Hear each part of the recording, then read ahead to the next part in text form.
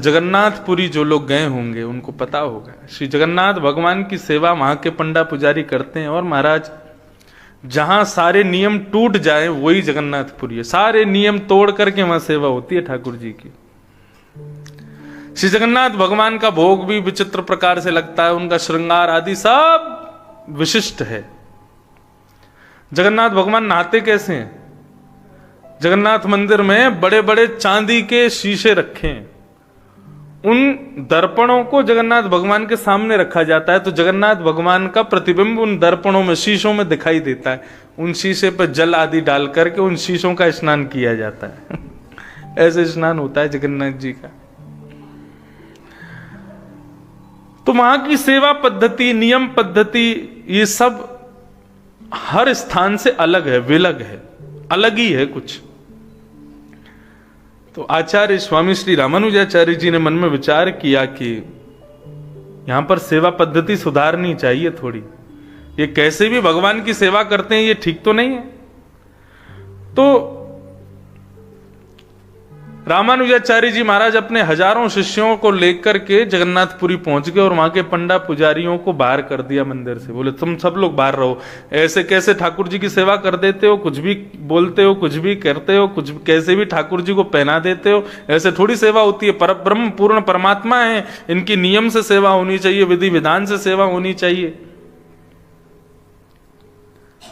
अब पंडा पुजारी सब मंदिर के बाहर कर दिए, मंदिर बंद कर दिया। आचार्यों ने अपने अनुसार सेवा करनी शुरू की। वेद मंत्रों से उठाना, वेद मंत्रों से भोग लगाना, बड़ी शुद्धता का ध्यान रखना, मंदिर का रोज 3 बार झाड़ू पोंछा बर्तन आदि सब होना, बड़ी शुद्धता से सब करने लगे।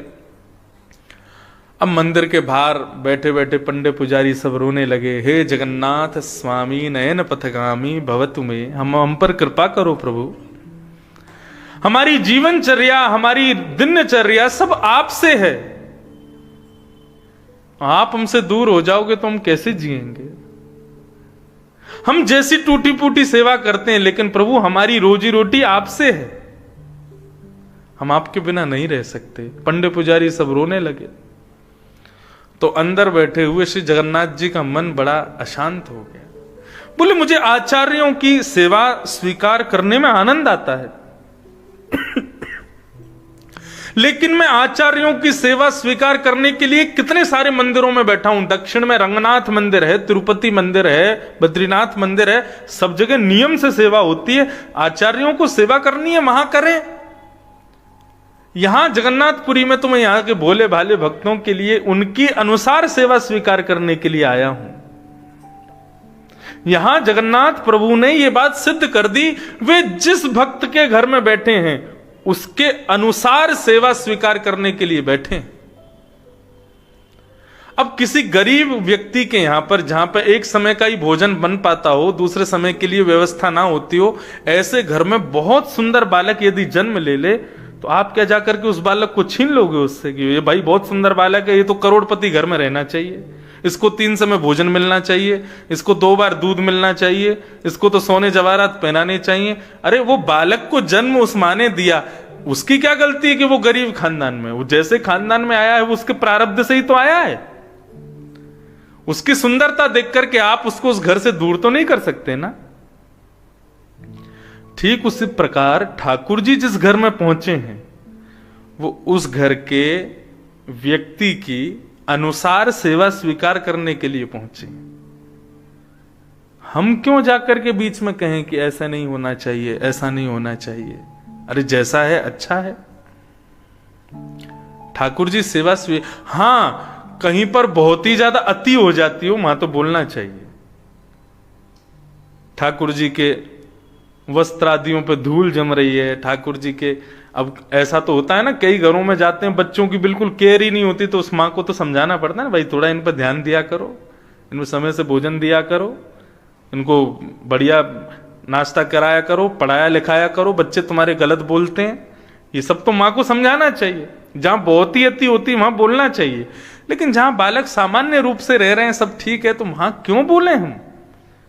ठीक उसी प्रकार जहां सामान्य सेवा ठाकुर जी की चल रही है वहां इंटरफेयर नहीं करना चाहिए।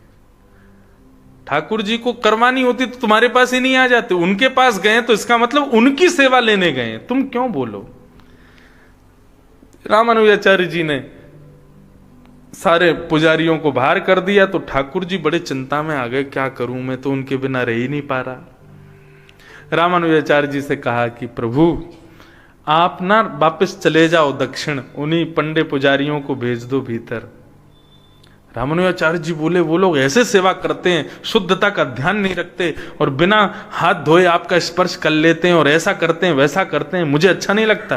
बोले आपको नहीं भाता लेकिन मुझे भाता है, मुझे अच्छा लगता है। बोले ये सब उड़िया बंगाली सारे हमारे पुजारी ये जब विचित्र विचित्र आवाज निकाल करके और ताली बजा के जब मेरे सामने मटक मटक के नाचते हैं ना, मुझको बड़ा सुख मिलता है। रामानुजाचार्य जी फिर भी नहीं माने, बोले नहीं मैं नहीं छोड़ के जाऊंगा, मैं आचार्य हूं, मैं आपकी सेवा सुधार के ही जाऊंगा। तो जगन्नाथ भगवान, रात में नींद नहीं आई, रात्रि में जगन्नाथ भगवान ने गरुण जी को बुलाया। गरुण जी तुम हमारा एक काम कर दो। बोले क्या? बोले ये आचार्य रामानुजाचार्य और इनके जो 5000 शिष्य यहाँ आ गए हैं ना, इन्होंने पंडा पुजारियों को बाहर कर दिया। बोले हाँ, ये रात में जब सो जाएं तो सोते हुए इन लोगों को अपने ऊपर बिठा करके तुम उड़ा के यहां से ले जाओ, उनको दक्षिण में छोड़े आओ, मेरा ये काम कर दो आप।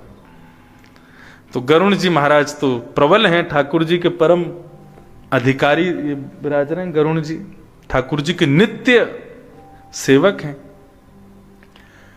श्री गरुण जी महाराज ने सारे रामानुजाचार्य जी के शिष्यों को, रामानुजाचार्य जी को शयन अवस्था में अपनी पीठ पर लिटा लिया और बड़े धीरे से आराम से उड़ करके जगन्नाथपुरी से सीधे पहुंचे कहां? तिरुचिरापल्ली, श्रीरंगम मंदिर, और वहां जाकर के सोते हुए इन लोगों को छोड़ दिया और लौट करके वापस पहुंच गए जगन्नाथपुरी।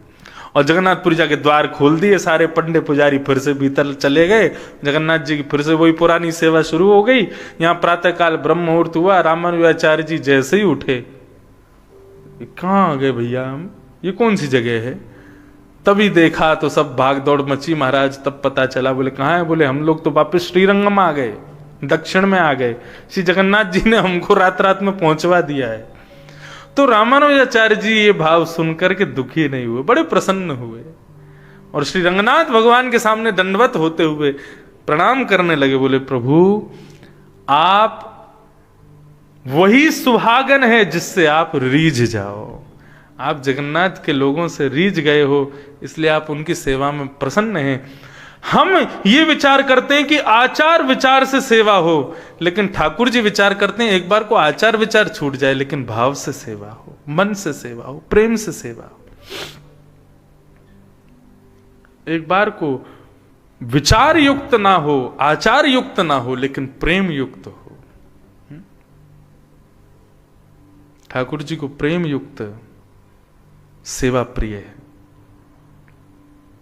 प्रेम के वश अर्जुन रथ हांक्यो, प्रेम के वश अर्जुन रथ हांक्यो, भूल गए ठकुराई सबसे ऊंची प्रेम सगाई, सबसे ऊंची प्रेम सगाई, सबसे ऊंची प्रेम सगाई, सबसे ऊंची प्रेम सगाई।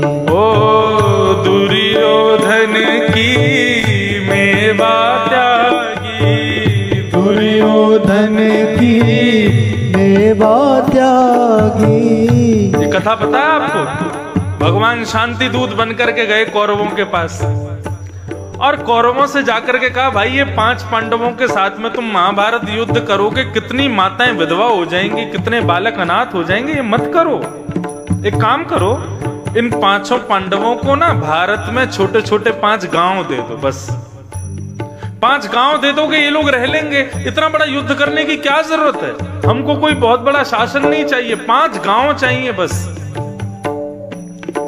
दुर्योधन बोला, शरीर में एक छोटी सी फुंसी को फोड़ा बनने में देर नहीं लगती, मैंने 5 गांव यदि दे दिए ना तो एक दिन ये पूरे भारत पर कब्जा कर लेंगे, मैं जानता हूं। सुच्चग्रैव न दास्यामि बिना युद्धेन केशव, सुई की नोक के बराबर जमीन भी बिना युद्ध के नहीं दूंगा। यदि इनको 5 गांव भी चाहिए तो युद्ध करें पहले मेरे से। अब भगवान किसी के लिए बेचारे शांति दूत बन के आए तो उनकी बात की थोड़ा सम्मान करना चाहिए ना, लेकिन नहीं मानी उनकी बात। जब बात पूरी हो गई तो दुर्योधन बोला मैंने आपके लिए 56 भोग बनवाया है, आइए भोग पाओ। भगवान बोले नहीं, हमारा भोजन तो आज विदुर काका के यहाँ है। विदुर जी वहीं बैठे थे, वो बोले मैंने कब निमंत्रण दिया इनको, मैंने तो इनसे कुछ कहा ही नहीं। बोले आज विदुर काका जी के यहाँ भोजन है, हम वहीं पाएंगे, आप रहने दो। विदुर जी भागे वहां से, बोले भाई ये कब में पहुंच जाएंगे कुछ पता नहीं चलेगा। फिर जाकर के व्यवस्था करने के लिए विदुर जी पहुंचे।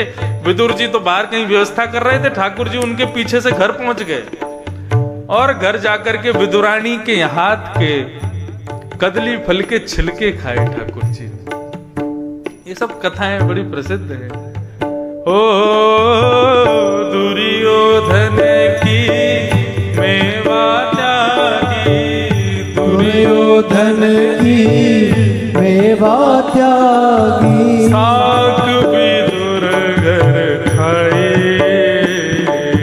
साग विदुर घर खाए, वो सबसे ऊंची प्रेम सगाई, सबसे ऊंची प्रेम सगाई, वो सबसे ऊंची प्रेम सगाई, सबसे ऊंची प्रेम सगाई, वो सबसे ऊंची प्रेम सगाई, सबसे ऊंची प्रेम सगाई, सबसे ऊंची प्रेम सगाई, सबसे ऊंची प्रेम सगाई। प्रेम ठाकुर जी को बहुत प्रिय है। प्यार में और प्रेम में अंतर है। प्यार क्या है? जहां पर कोई चाह हो, जहां पर संसार की किसी वस्तु की चाह होती है उसको प्यार कहेंगे, और जहां पर संसार की किसी भी भौतिक वस्तु की चाह ना हो उसको प्रेम कहते हैं। जहां पर आपका किसी भी प्रकार की आपकी वांट्स खत्म हो जाएं उसको प्रेम कहते हैं। और ये प्रेम संसार के किसी व्यक्ति से नहीं हो सकता, क्योंकि संसार के किसी व्यक्ति से यदि प्रेम होगा तो संसार की चाह वहां आएगी ही आएगी। ठाकुर से जब प्रेम होता है तो फिर संसार की कोई चाह नहीं होती। जो ठाकुर जी से भी संसारी वस्तु मांगते हैं वो ठाकुर जी से भी प्यार ही करते हैं, प्रेम नहीं करते। लेकिन ठाकुर जी को प्यार प्रिय नहीं, प्रेम प्रिय। प्रेम पुरर्थो महान, ठाकुर जी को प्रेम प्रिय है। तो चैतन्य पर चर्चा हो रही थी। भगवान चैतन्य है, उनके प्रति सदैव ये भावना रख ली जाए, सेवा में केवल इतना करो, अपने घर के ठाकुर जी को ये मत समझो कि ये मूर्ति है, ये पाषाण है, ये धातु है, ऐसा नहीं। जिस प्रकार हमारे बालक बच्चे हैं वैसे ही ये भी एक ठाकुर जी का चैतन्य स्वरूप है। इस प्रकार की भावना रखने मात्र से आपकी सेवा, फिर उसमें कभी कोई गलती नहीं होगी आपसे, आप सदैव उसमें निपुण रहोगे। भगवान का तीसरा रूप क्या है? आनंद। संसार की भौतिक वस्तु का सेवन करने के बाद में सुख मिलता है, लेकिन भगवत प्रीति प्राप्त होने के बाद आनंद की प्राप्ति होती है।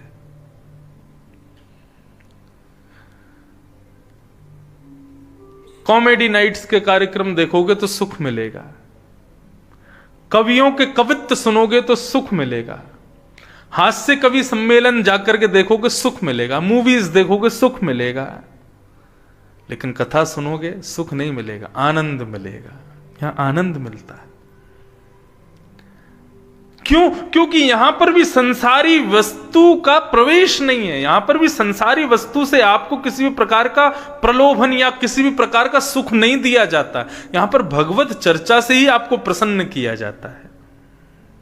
मूवीज थिएटर में आप जाते हो, बैठने की बढ़िया सीट होती है, पीछे होकर के बैठ जाओ तो और बढ़िया हो जाती है। और उसमें भी बहुत सारी कैटेगरीज होती हैं अच्छी अच्छी।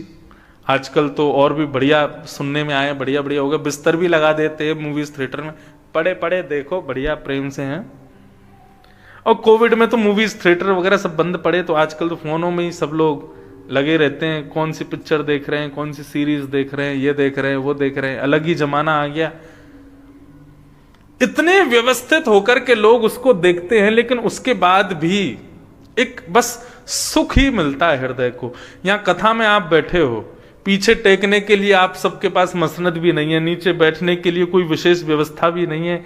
ऐसा नहीं है कोई हीटर वीटर लग रहा हो तो आपको थोड़ा सुख मिल रहा हो। आप असहज रूप से बैठे हो, लेकिन उसके बाद भी आप सबके चेहरे पर एक दिव्य प्रसन्नता है। इसी को आनंद कहते हैं। ये आनंद है। जहां व्यवस्थाएं मिलें और फिर आप प्रसन्न हो, वो सुख है। जहां कोई व्यवस्था नहीं है फिर भी आप आनंद में हो, उसी को कहते हैं आनंद। मन लाग्यो मेरो यार फकीरी में, जो सुख पायो राम भजन में, सो सुख नाही अमीरी में। मन लाग्यो मेरो यार फकीरी में। ये फकीरी ही आनंद प्रदान करती है। ये आनंद ही भगवान का स्वरूप है। कथा में अव्यवस्थाएं हैं, फिर भी आप बैठ करके प्रसन्न बैठे हो, तो आपके भीतर आनंद परमात्मा विराज गए हैं, इसीलिए प्रसन्न हो। ये भगवान के 3 रूप हैं, सत्य, चित्त और आनंद। ये भगवान के 3 रूप हैं, भगवान के 3 कर्म हैं। विश्वोत्पत्त्यादि हेतवे, भगवान को इंग्लिश में क्या कहते हैं? गॉड। और गॉड की फुल फॉर्म क्या है?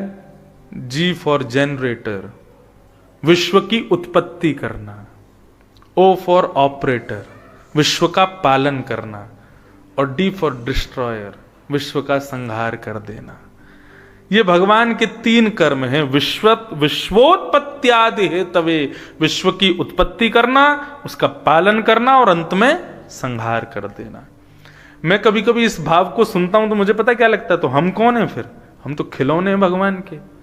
जैसे बालक होता है ना, वो गुड्डा गुड़िया की तरफ इशारा करता है, चाहिए चाहिए चाहिए, माता पिता से जिद करता है, तो माता पिता उसको वो गुड्डा खिलौना दिलवा देते हैं।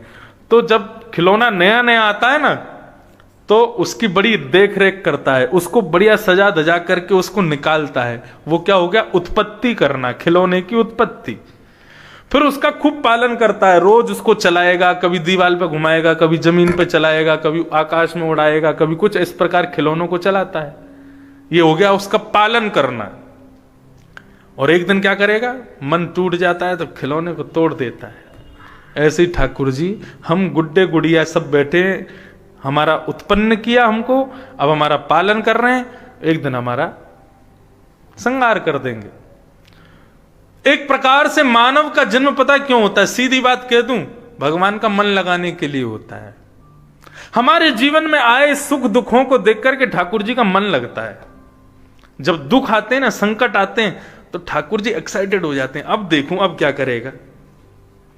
आप उससे निकलने का प्रयास करते हो, ठाकुर जी फिर कुछ और कर देते हैं। बोले अब बता इससे कैसे निकलेगा, तो उससे भी निकल। तो जितनी स्वामी विवेकानंद एक बहुत अच्छी बात कहते हैं कि जीवन में यदि एक दिन भी बिना संकट के निकल जाए ना, तो समझना तुम जी ही नहीं रहे हो। यदि प्रत्येक दिन कोई ना कोई संकट आपके जीवन में है, तो इसका मतलब यह समझ लेना ठाकुर जी मुझको जानते हैं, इसीलिए संकट मुझे ही दे रहे हैं।